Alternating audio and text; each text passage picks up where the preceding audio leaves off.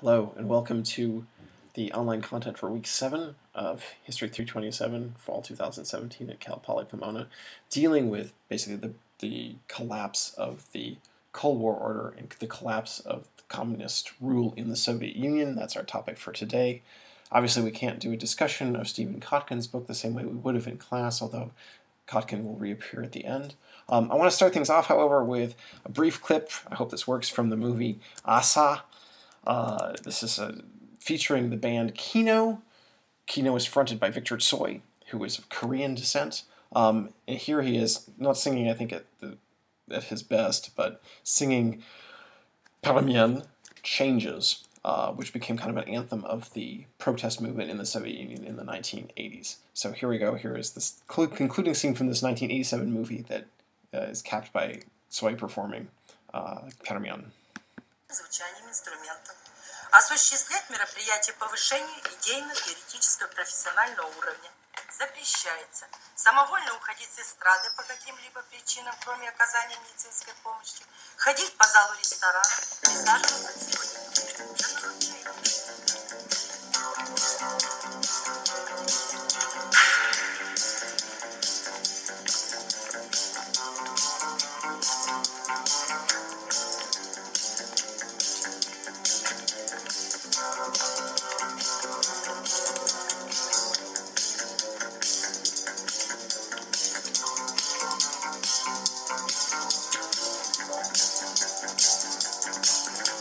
Вместо тепла тень стекла, вместо огня дым.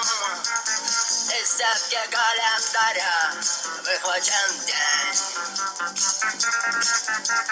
Красное солнце сгорает дотла, день догорает с ним.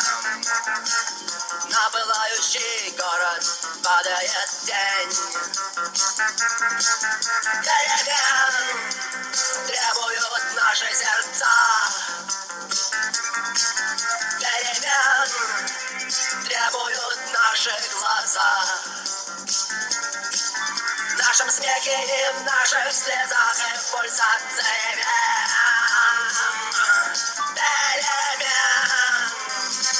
Мы ждем перемен. Okay, well, you get the idea. It's actually, if you check out Paramien and Kino, the band, there are better sound quality recordings out there on the internet. Anyway, this is not only your introduction to Soviet rock and roll in the 1980s, but kind of an embodiment of the theme that we're going to talk about today, or at least I'm going to talk about briefly here. That is the change that comes to the Soviet Union under Mikhail Gorbachev, who is the eventual successor to this dead body here in this photo, Leonid Brezhnev, who, after somehow surviving in a semi-alive state for a handful of years, he'd had a series of strokes and, was basically awake for about 2 hours a day by the end of his life, kind of propped up by the stiff jacket, basically his military uniform with all the honors he'd given himself. Brezhnev dies November 10th, 1982, and he's succeeded by Yuri Andropov, who, although 68, so he's a little bit younger than Brezhnev, but he's also in very poor health, he survives for about a year and then dies. He's replaced by Konstantin Chernenko, who is 72 at the time, who is in such poor health that he can barely complete his own speech at Andropov's funeral in February 1984. 13 months later, he too is dead. So these three old communists in succession, their deaths are symptomatic, basically, of the disappearance, really, of the generation of Communist Party leaders with direct memories of the early part of the Bolshevik period, of at least the Bolshevik Revolution or Stalin's early reign. That generation is dying off in the Soviet Union by the early 1980s. And the successor to those three men is Mikhail Sergeyevich Gorbachev, who was born in 1931. He'd been elected to the Central Committee of the Communist Party at the age of 41 in 1972, and he becomes the General Secretary, really the head of the Central Committee of the Communist Party on March 11th, 1985. As Kotkin makes clear, he's seen as a reformer, He's not seen as a radical, although I'm not sure what that term really would mean. He is definitely a party man. He's an apparatchik who has risen through the ranks of the Communist Party. He's never been openly critical of it. He was someone who was, I think, optimistic, affected by the revelations of the secret speech, felt left down by Khrushchev, disappointed by Brezhnev's inertia, and quite critically, the argument I think we need to make about Gorbachev is that it's his attempts to reform the Communist Party from within, to make socialism work better in the Soviet Union, that bring the whole Soviet edifice crumbling down around him. It causes the Soviet Union to crumble. This is not what Gorbachev is intending at all to do, but it's ironically what happens. The slide highlights the two policies that we tend to associate with Gorbachev, one that I translated for you and one that I didn't. Perestroika, or reform, and glasnost, or openness. Let's talk about perestroika first, because that's arguably his first attack, his first policy priority. From the outset, Gorbachev intended to try to overhaul the Soviet Union's economy, which was marked by inefficiency and corruption, to try to improve the way it functioned, to try to create some sectors of the economy that didn't have the same hugely bureaucratic overlays, to try to assure a steady flow of labor and supplies in certain sectors, to basically to try to modernize parts of the economy, to try to make them responsive to price signals and responsive to demand. But this sort of top-down modernization of the economy is reform of the economy, rather, is doomed from the start. The party could sort of create semi-profitable little chunks of the economy only by heavily subsidizing them and denying funding to other parts of the economy. So it quickly becomes obvious to Gorbachev that the Soviet economic problem can't be addressed on its own. It can't be just fixed on its own, but it's the symptom of a larger problem. For the Communist Party to reform the economy, it had to reform itself first. And in order to do that, the policy that Gorbachev adopts is glasnost, openness, official encouragement for public discussion of a few carefully crafted, carefully restricted range of topics. For Gorbachev, the importance of openness is brought home by the catastrophe of Chernobyl. On April 26, 1986, one of the 4 huge graphite reactors at Chernobyl explode, which is a nuclear power plant in what is now the Ukraine, explodes. And it releases a lot of very bad things into the atmosphere, essentially 100 times the radiation of Hiroshima and Nagasaki combined. So it is a disaster in so many ways. 30 emergency workers are killed on the spot. 30,000 people have since died from exposure. The plume of radiation carries towards Western Europe and Scandinavia, and that's where it's actually noticed first, because the party's first response to Chernobyl is to keep quiet about it. Anecdotally, I think Gorbachev tries to get the sort of party secretary for Ukraine on the line, and then like the guy's like, everything's fine here, nothing to worry about, and then like the telephone line cuts out. So the local party bosses in the Ukraine try to keep what's going on under wraps here. This is the legacy of decades of sort of suspicion and infighting. Chernobyl obviously couldn't be kept secret because of, first of all, the fact that the damage was not containable, spread, but also international scrutiny of what's going on. So for Gorbachev, who's kind of embarrassed by it, I mean, well, it's a tragedy, but he also it makes his leadership look bad. He's also forced to ask for international help in dealing with it. It confirms for him that greater openness is actually the way to solve the Soviet Union's structural problems, institutional problems. So beginning in the autumn, there's another image of the damage at Chernobyl. Beginning in the autumn of 1986, Gorbachev really will shift gears and accelerate this glasnost, which up to this point had been kind of carefully managed. There's a sort of loosening in the process. There are a lot of semi-famous political opponents, what we would call dissidents, who had been under house arrest or sort of living out in parts of Siberia, not in like prison camps, but prevented from settling back in where they Moscow or St. Petersburg. Many of them are freed. Police are told to stop jamming foreign radio broadcasts. More and more information about what's going on in the West is becoming available in the Soviet Union at this point. And Gorbachev really presses ahead to try to reform the Communist Party and to get rid of opposition within it to his process of reforming. He, in fact, addresses the party's Central Committee in January 1987, but this is a speech that's broadcast on television to the nation at large. So he's basically trying to use public pressure, a sort of Soviet or Russian, popular opinion to kind of pressure the party into changing.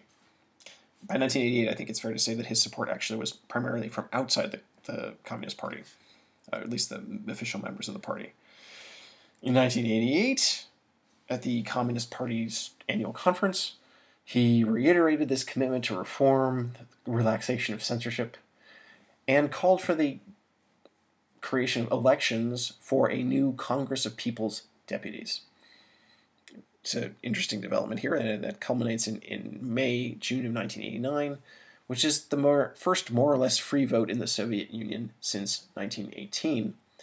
Now, all the candidates are still officially members of the Communist Party, or at least, they're not. It's not like this is a multi-party system, but there were many kind of critical voices or semi-independent voices. The Congress of People's Deputies, its proceedings are televised, people are watching. So this is a reformist effort, again, to sort of change the structure of governance in the Soviet Union. And what Gorbachev is really trying to do is reinvigorate his vision of what socialism entailed. But ironically, what it ends up doing is it basically causes the communist monopoly on power to crumble, and that process runs through 1989. Meanwhile, there's all sorts of exciting stuff happening in Eastern and Central Europe that we'll come back to next week. By February 1990, the Congress of People's Deputies would actually vote to remove the clause of the Soviet Constitution that gave the Communist Party a permanent leading role. So, Kotkin obviously has a lot to say about this, but Gorbachev's attempt to have a series of controlled reforms from within basically don't work, because his intent was to revise and revitalize the Soviet Union, but what he ended up doing was kind of wiping away its reasons to exist. And Kotkin certainly points out, his argument certainly is that once censorship and police control and repression were removed, everything in the Soviet system, whether it was the planned economy, whether it was the rhetoric of the Communist Party, whether it was the party's monopoly on power, all collapsed, which speaks to a kind of hollowness in terms of Soviet support. What Kotkin, I think, tries to argue both sides of the coin here. Remember, he argued that basically people in the Soviet Union up until the early 1980s wanted the Soviet Union, were generally okay with, they didn't have a lot of other options, but they were generally okay with the Soviet system per se, as long as it delivered on what it had promised them, which it hadn't. Kotkin then also argues that once Gorbachev initiates this reform process, which involves opening up the Soviet Union, people realize that the sort of story that they've been telling themselves, that they wanted to believe in, wasn't about the superiority of the Soviet system vis-a-vis the West, at least in terms of material conditions and day-to-day life, that story was a big lie. And then so once you take away that reason for supporting the Soviet Union, and you take away kind of the forcible repressive police presence and censorship that kept everything in place, people didn't really have a lot of reason to believe in the Soviet Union anymore. So Kotkin would make the argument that Gorbachev's reforms caused the Soviet Union to really collapse from within. On top of that, there is also a foreign policy element, too, that connects to the broader story in the Cold War. Under Gorbachev, there is definitely a shift in foreign policy. Gorbachev wanted to get rid of what he saw as the Soviet military commitments, say in places like Afghanistan and in Eastern Europe. And he offers unconditional, everything on the table negotiations on reducing nuclear arsenals. Reaches out to the Americans, who at first don't take him seriously, but then there are a series of summits with Ronald Reagan in Geneva in at the end of 1990. It's either late 1985 or early 1986. I think it's 1985. Reykjavik in Iceland a year later. By 1988, they are signing the Intermediate Range Nuclear Forces Treaty, which committed both sides to reducing their nuclear arsenals, and basically acknowledged that the Soviets here are acknowledging that they could not win a nuclear war, or that the idea of nuclear war was unwinnable. This is followed by a treaty in 1990 that limits the presence and operation of conventional forces on the European continent. Gorbachev here clearly saw himself as a European statesman with European priorities, ending the arms race and ending the stockpile of nuclear weapons, basically demonstrating the USSR's and Soviet Union's kind of place in the diplomatic landscape, place as sort of a normal diplomatic actor in Europe. Well, obviously the argument that I just made there, you might have noticed that I didn't really pay much attention to the man on the right here, and this is certainly an argument that you're not going to find if you go out to Simi Valley and the Ronald Reagan Library, which the argument that American conservatives have made is, of course, that Ronald Reagan won the Cold War by being super tough and forcing the Soviet Union into an escalating, but basically a military escalation that they couldn't afford, hence the negotiations to, and that that military escalation, and by extension, everything else collapsing too. As I think that our evidence shows us, that's not quite right as an interpretation. In fact, Reagan's approach actually solidified the hold of the people like Brezhnev and Andropov, the old guard, on power. And Kotkin would certainly suggest to us that the USSR could have kept limping along and spending on the basis of its oil wealth for a fairly long period of time. So it's not that the Soviets were forced to reform out of the fact that they were running out of money.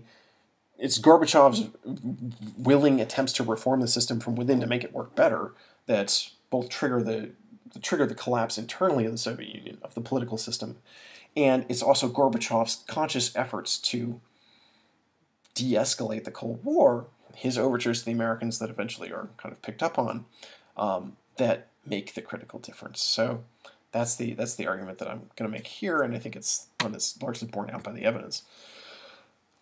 At the same time that Gorbachev is doing this, he's also pulling the Soviet Union out of the lengthy and costly Afghan invasion. The Soviet forces leave by February of 1989. And he is signaling to the world at large that he is changing the way the Soviets are viewing Eastern Europe. And the best example of this is his speech to the United Nations in December of 1988, what we call his Common European Home speech, where he announced that he was cutting the Soviet military presence in Europe. And he went on to tell his audience that freedom of choice is a universal principle without exceptions. So what he was doing here was signaling that the Brezhnev doctrine, that once a country had turned to a socialist way of existence, and by socialist I mean it's communist really in the sense of run by the Communist Party, that's the way Brezhnev meant it, that there was no turning back. Gorbachev is instead conceding that the citizens in the satellite states of Eastern and Central Europe were okay. He wasn't exactly saying you can go your own way, but he was, not in so many words. And he was clearly indicating that the Soviets were going to respond differently if new voices emerged in Central and Eastern Europe. That's the story we're going to pick up with on Monday. So I'm actually going to leave it at that. So to recap here, I've traced for you Gorbachev's reform efforts, initially concentrating on the economy that then turned to the party itself. Gorbachev eventually sort of positions himself against the party apparatus in an attempt to win popular support for the reform process, all in an effort to reinvigorate the system, but ironically kind of wiping out the basis of support for it. So you have one task to do. You've gotten off fairly lightly this week, but one thing I would like you to do for me is please send me an email that in a sentence or two explains your sense of Stephen Kotkin's argument about the nature of the Soviet collapse, particularly why it collapsed in the first place. You know my email address, but it's there anyway. All right, have fun. I'll see you on Monday for all more